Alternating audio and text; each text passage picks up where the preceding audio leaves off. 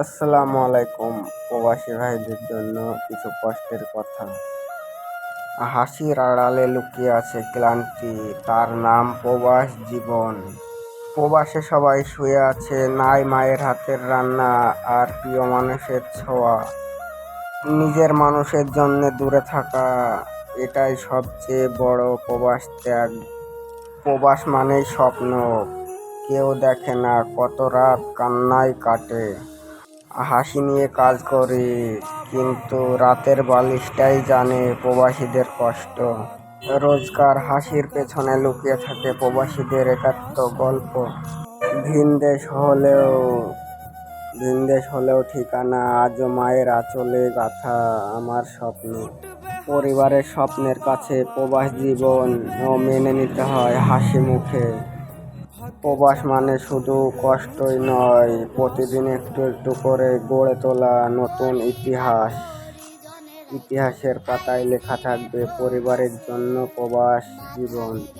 আপনজন ছেড়ে হাজার হাজার মাইল দূরে থাকে দুঃখের সেই দেশ, যার নাম হইল প্রবাস জীবন।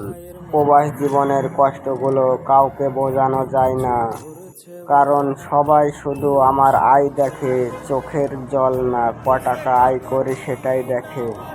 তোমার বন্ধুরাও খোঁজ নিবে যখন তোমার পকেটে টাকা থাকবে। যখন স্বার্থের প্রয়োজনে সবাই খোঁজ নেয়, কিন্তু বিনা স্বার্থে কেউ ভালোবাসে না, এটাই বাস্তব।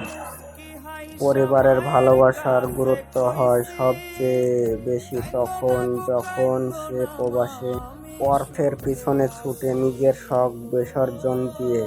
এই প্রবাসের শহরে সবাই আপনার কষ্ট বুঝবে না, আপনার অর্থ বুঝবে।